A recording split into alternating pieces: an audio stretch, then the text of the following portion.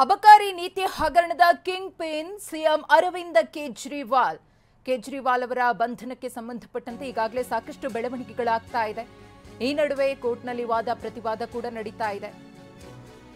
ಈಗ ಸದ್ಯಕ್ಕೆ ಲಭ್ಯವಾಗಿರುವಂತಹ ಮಾಹಿತಿಯ ಪ್ರಕಾರ ಅಬಕಾರಿ ನೀತಿ ಹಗರಣದ kingpin CM Arvind Kejriwal Rouse Avenue ಕೋರ್ಟ್ನಲ್ಲಿ ಇಡಿ ಪರ ವಕೀಲರು ವಾದವನ್ನು ಮಂಡನೆ ಮಾಡಿದ್ದಾರೆ. ಕೆ ಕವಿತಾರಿಂದ ಆಪ್ 300 ಕೋಟಿ ರೂಪಾಯಿ ಲಂಚವನ್ನ ಪಡೆದಿದೆ ಅನ್ನೋ ಅಂಶವನ್ನ ಕೂಡ ಮಾಹಿತಿಯನ್ನ ಕೂಡ ವಾದದ ಸಂದರ್ಭದಲ್ಲಿ ಹೇಳಲಾಗಿದೆ. ಕಿಕ್ ಬ್ಯಾಕ್ ಪಡೆದು ಅಬಕಾರಿ ನೀತಿ ಪರಿಷ್ಕರಣೆ ಮಾಡಿದ್ದಾರೆ. ಆದಾಯದ ನಿರ್ವಹಣೆಯಲ್ಲಿ ನೇರ ತೊಡಗಿಸಿಕೊಂಡಿದ್ದಾರೆ. ವಿಜಯ್ ನಾಯರ್ ಕೇಜ್ರಿವಾಲ್ ಬಲಗೈ ಬಂಟ ಅನ್ನೋದನ್ನ ಕೂಡ ಹೇಳಲಾಗಿದೆ. ಸೌತ್ ಗ್ರೂಪ್ ಆಪ್ ನಡುವೆ ಮಧ್ಯವರ್ತಿಯಾಗಿ ಕಾರ್ಯವನ್ನು ಮಾಡಿದ್ದಾರೆ. ಇನ್ನು ದೆಹಲಿ ಸಚಿವ ಕೈಲಾಶ್ ಗೆಹ್ಲೋಟ್ ಮನೆಯಲ್ಲಿ ವಾಸವಿದ್ರು. ಕೇಜ್ರಿವಾಲ್ ಸೌತ್ ಗ್ರೂಪ್ನಿಂದ ಕಿಕ್ ಬ್ಯಾಕ್ ಅನ್ನ ಕೋರಿದ್ರು. ಹಲವು ಆರೋಪಿಗಳ ಹೇಳಿಕೆಗಳಿಂದ ಇದು ಕನ್ಫರ್ಮ್ ಆಗಿದೆ ಅಂತ ಹೇಳಿ ವಾದ ಮಂಡನೆಯ ಸಂದರ್ಭದಲ್ಲಿ ಹೇಳಲಾಗಿದೆ.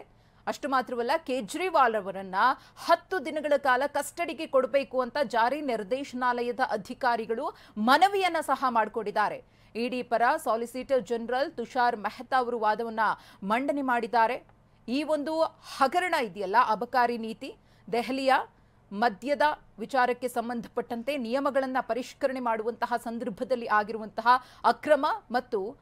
ಅಕ್ರಮ ಹಣ ವರ್ಗಾವಣೆ ಹಾಗೆಯೇ ಕಿಕ್ ಬ್ಯಾಕ್ ಪಡೆದಿರುವಂತಹ ವಿಚಾರ, ಇದೆಲ್ಲದರ kingpin CM Arvind Kejriwal ರವರು ಅಂತ ಹೇಳಿ ಇಡಿ ಪರ ವಕೀಲರು ವಾದ ಮಂಡನೆಯನ್ನ ಮಾಡಿದ್ದಾರೆ. ಅದರ ಜೊತೆಗೆ ಯಾವ ರೀತಿಯಾಗಿ ಇದು ತನ್ನ ವ್ಯಾಪ್ತಿಯನ್ನ ವಿಸ್ತರಿಸಿಕೊಂಡಿತ್ತು ಅನ್ನೋ ವಿಚಾರವನ್ನ ಕೂಡ ಇಲ್ಲಿ ಹೇಳಲಾಗಿದೆ. ಗೋವಾ ಚುನಾವಣೆಯ ವೇಳೆ 45 ಕೋಟಿ ಹವಾಲಾ ಹಣ ಬಳಕೆ. ಕೇಜ್ರಿವಾಲ್ ವಿರುದ್ಧ ಇಡಿ ಪರ ವಕೀಲರಿಂದ ಆರೋಪಗಳ ಸುರಿಮಳೆಗೈಯಲಾಗ್ತಾ ಇದೆ. ಒಂದೊಂದೇ ಆರೋಪಗಳು ಇದೀಗ ಬಟಾಬಯಲಾಗ್ತಾ ಇದೆ. ಗೋವಾಗೆ ಹವಾಲಾ ಮೂಲಕ 45 ಕೋಟಿ ರೂಪಾಯಿಯನ್ನ ಕಳುಹಿಸಲಾಗಿತ್ತು. 45 ಕೋಟಿ ಗೋವಾ ಚುನಾವಣಾ ಪ್ರಚಾರಕ್ಕೆ ಬಳಕೆಯಾಗಿದೆ ಅನ್ನೋ ಮತ್ತೊಂದು ಬಾಂಬ್. ಕೇಜ್ರಿವಾಲ್ ಆಪ್ ವಿರುದ್ಧ ಇಡಿ ಪರ ವಕೀಲರು ಈ ರೀತಿಯ ಗಂಭೀರ ಆರೋಪವನ್ನು ಮಾಡಿದ್ದಾರೆ. ದೆಹಲಿಯ ರೋಸ್ ಅವೆನ್ಯೂ ಕೋರ್ಟ್ನಲ್ಲಿ ವಾದ ಮಂಡನೆಯ ಸಂದರ್ಭದಲ್ಲಿ ಈ ಕುರಿತು ಮತ್ತಷ್ಟು ಮಾಹಿತಿಯನ್ನು ಕೊಡೋದಕ್ಕೆ ನಮ್ಮ ಪ್ರತಿನಿಧಿ ಹರೀಶ್ ಇದೀಗ ನೇರ ಸಂಪರ್ಕದಲ್ಲಿದ್ದಾರೆ. ಹರೀಶ್, ಅಬಕಾರಿ ನೀತಿ ಹಗರಣದ main kingpin CM Arvind Kejriwal ರವರು ಅನ್ನೋ ಗಂಭೀರವಾದ ಆರೋಪವನ್ನು ಮಾಡಲಾಗಿದೆ. ಪ್ರಬಲವಾಗಿ ವಾದ ಮಂಡನೆಯನ್ನ ಇಡಿ ಪರ ವಕೀಲರು ಇಲ್ಲಿ ಮಾಡ್ತಾ ಇದ್ದಾರೆ. ಸದ್ಯದವರೆಗೂ ಕೂಡ ಏನೆಲ್ಲ ಬೆಳವಣಿಗೆಗಳಾಗಿದೆ ಅಂತ? ಹೌದು ಮಧುಶ್ರೀ, ಅಬಕಾರಿ ಮದ್ಯ ನೀತಿಯಲ್ಲಿ ಆಗಿರತಕ್ಕಂತಹ ಹಗರಣ ಆರೋಪ ಏನಿದೆ, ಈ ಆರೋಪಕ್ಕೆ ಸಂಬಂಧಪಟ್ಟಂತೆ ಅರವಿಂದ್ ಕೇಜ್ರಿವಾಲ್ ಅವ್ರನ್ನ ನಿನ್ನೆ ಬಂಧಿಸಲಾಗಿತ್ತು. ನಿನ್ನೆ ಬಂಧಿಸಿ ಇವತ್ತು ಕೋರ್ಟ್ಗೆ ಹಾಜರುಪಡಿಸಲಾಗಿದೆ. ಇಡಿ ವಿಶೇಷ ನ್ಯಾಯಾಲಯಕ್ಕೆ ಹಾಜರುಪಡಿಸಲಾಗಿದೆ. ನಾನೀಗ ಕೋರ್ಟ್ನ ಆವರಣದಲ್ಲಿದ್ದೇನೆ. ಈಗ ಕೋರ್ಟ್ನಲ್ಲಿ ವಿಚಾರಣೆ ನಡೀತಾ ಇದೆ.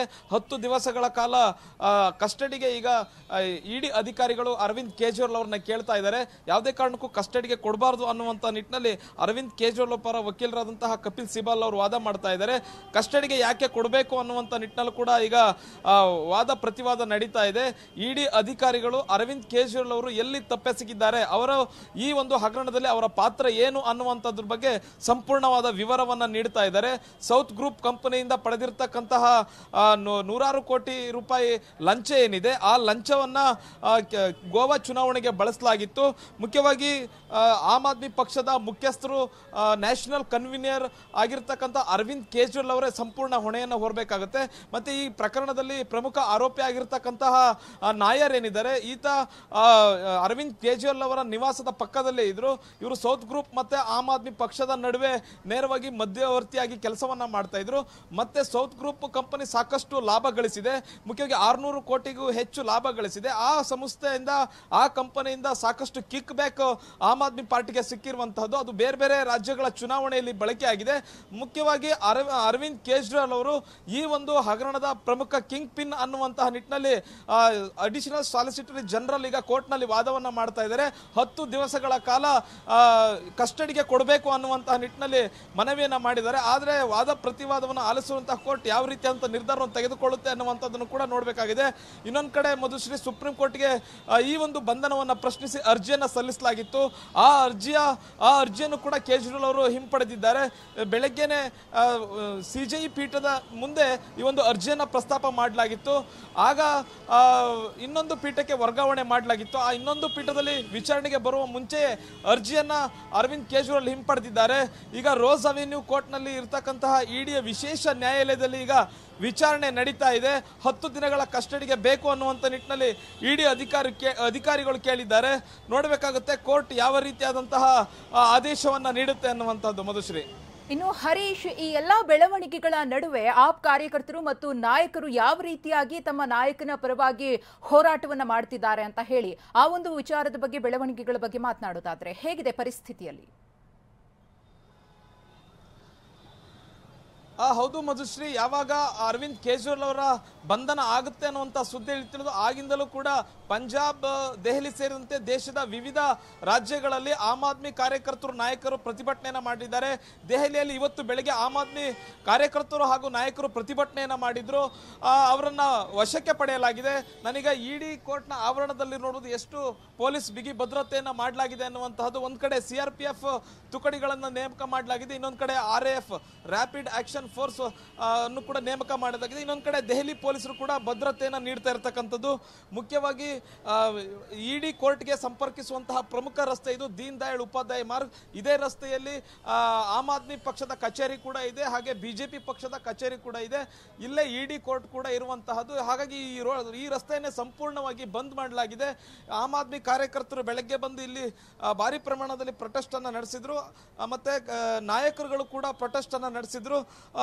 ಇವ್ರನ್ನೆಲ್ಲರನ್ನೂ ಕೂಡ ಇಡಿ ದೆಹಲಿ ಪೊಲೀಸರು ವಶಕ್ಕೆ ಪಡೆದಿದ್ದಾರೆ. ಇನ್ನು ಮುಖ್ಯವಾಗಿ ಇಂಡಿಯಾ ಮೈತ್ರಿಕೂಟದ ನಾಯಕರುಗಳು ಕೂಡ ಕೇಜ್ರಿವಾಲ್ ಅವರಿಗೆ ಬೆಂಬಲವನ್ನ ಸೂಚಿಸಿದ್ದಾರೆ. ಪ್ರಧಾನಿ ನರೇಂದ್ರ ಮೋದಿ ಅವರು ಈ ಒಂದು ದ್ವೇಷದ ರಾಜಕಾರಣವನ್ನು ಮಾಡ್ತಿದ್ದಾರೆ. ಕೇಂದ್ರೀಯ ಸಂಸ್ಥೆಗಳನ್ನ ಬಳಸಿಕೊಂಡು ಅರವಿಂದ್ ಕೇಜ್ರಿವಾಲ್ ಅವರನ್ನ ಹತ್ತಿಕ್ಕುವಂತಹ ಕೆಲಸವನ್ನ ಮಾಡ್ತಾ ಇದ್ದಾರೆ.